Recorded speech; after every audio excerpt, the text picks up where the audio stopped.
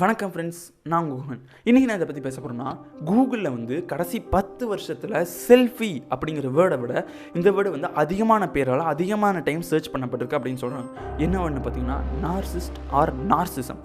அப்படின்னா என்னென்னு பார்த்தீங்கன்னா, அதிகமான செல்ஃப் லவ், என் மேலே எனக்கே அதிகமான செல்ஃப் லவ், அதாவது செல்ஃப் லவ் இருக்கிறது ஓகே, ரொம்ப ரொம்ப அதிகமாக எனக்கு நான் மட்டும்தான்டா, நான் தானே இம்பார்ட்டன்ஸ் அப்படின்னு சொல்கிறது வந்து நார்சிஸ்ட்னு சொல்லுவாங்க. எக்ஸாம்பிளுக்கு வந்து பார்த்தீங்கன்னா, ஹிட்லர் இருக்கார்ல, அடால்ஃப் ஹிட்லர், அவர் ஒரு நார்சிஸ்ட்னு சொல்கிறாங்க. மார்க் ஜக்கர்பர்க் ஒரு நார்சிஸ்ட்னு சொல்கிறாங்க. ஏன் நீங்கள் ஒரு நார்சிஸ்டாக இருக்கலாம், நான் ஒரு நார்சிஸ்டாக இருக்கலாம், உங்களுக்கு நெருங்கிய ஒரு அப்பா அம்மா ஃப்ரெண்டு லவ்வர் யாராக வேணால் வந்து நார்சிஸ்டாக இருக்கலாம். ஸோ இதை எதுக்கு சொல்கிறேன்னா, நம்ம வந்து பர்சனாலிட்டி, நம்ம ஹியூமன் பிஹேவியர் சைக்காலஜி வந்து தெரிஞ்சு வச்சுக்கணும்.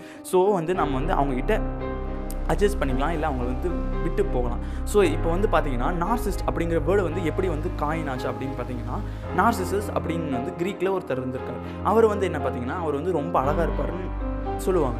ஸோ வந்து அவர் வந்து என்ன பண்ணாருன்னா, ஒரு பாண்ட் இருக்குல்ல, அந்த பாண்டில் வந்து ஒரு டைம் ஏதோ ஆடு ஓட்டுறதுக்கு போகும்போது பாண்டு பார்த்துட்டு அவரே அந்த பாண்டே பார்த்துக்கிட்டே இருந்திருக்கார். பாண்டே பார்த்துருக்கும்போது அப்படியே அவர் மேலே அவரே லவ் வச்சு அந்த பாண்டே பார்த்துட்டு அப்படியே இறந்து போயிட்டார். அதனால தான் வந்து நார்சிஸ்ட்னு பேர் வந்துச்சு.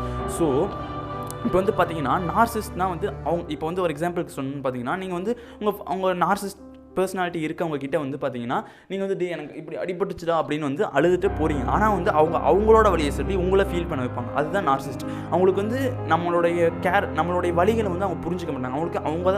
அவங்க தான் இம்பார்ட்டன்ஸ், அவங்களுக்கு அட்டென்ஷன் கொடுத்துக்கிட்டே இருக்கணும் அப்படின்னு நினைப்பாங்க. ஸோ வந்து இப்போ வந்து நார்சிஸ்ட் கிட்ட இருந்து நம்ம எப்படி வந்து அது நம்ம வந்து தற்காத்துக்கொள்வது அப்படின்னு பார்த்தீங்கன்னா, கூகுளில் பார்த்தது என்ன சொல்லியிருக்காங்கன்னா, ஒன்று, நீங்கள் வந்து அவங்ககிட்ட பேரியர் வச்சுக்கணும். அவங்கள வந்து கொஞ்சம் தள்ளி வச்சு, ஏன்னா நம்மளுக்கு வந்து ஹர்ட் ஆகும், நம்ம ஹர்ட் ஆகி இருக்கணும்னு அவசியம் இல்லை. இதுவே அவங்க ரொம்ப நெருங்கியவங்க வந்து அவங்க அப்பாவாக இருக்கலாம், அவங்க அம்மாவாக இருக்கலாம், அவங்க ஃப்ரெண்டாக இருக்கலாம், அவங்க லவராக இருக்கலாம், அப்படி இருந்தாங்கன்னா வந்து என்ன பண்ணுறீங்கன்னா பார்த்தீங்கன்னா, அட்ஜஸ்ட் பண்ணிக்கோங்க. அவங்க நம்ம ஃபீலிங்ஸை புரிஞ்சுக்கணும்னு நினைக்காதீங்க. ஏன்னா வந்து அவங்க நார்சிஸ்டிக் பர்சனாலிட்டி டிஸார்டர்னு இருக்கும்.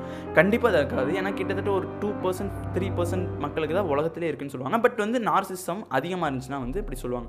ஓகேவா? அப்படி புரிஞ்சுக்கலன்னா அட்ஜஸ்ட் பண்ணிக்கோங்க. அவங்க வந்து பயங்கரமாக கோவப்படுவாங்க. நீங்கள் அவங்களோட ஃபீலிங்ஸை புரிஞ்சுக்கலன்னா கோவப்படுவாங்க.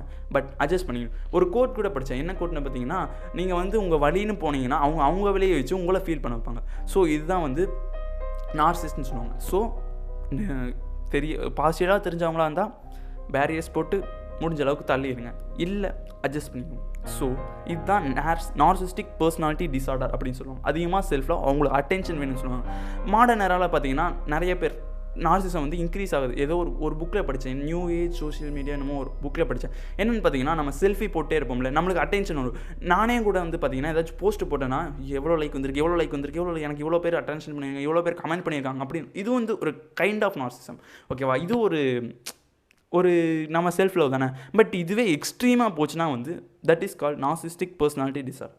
ஸோ இந்த வீடியோ உங்களுக்கு பிடிச்சிருக்குன்னு சொல்லுங்கள், இல்லை பிடிக்கலன்னா டிஸ்லைக் பண்ணுங்கள். இந்த மாதிரி வீடியோ நிறைய வேணும்னா கமெண்ட் பண்ணுங்கள், இல்லைனா அதுவும் கமெண்ட் பண்ணுங்கள். தேங்க்யூ மக்களே.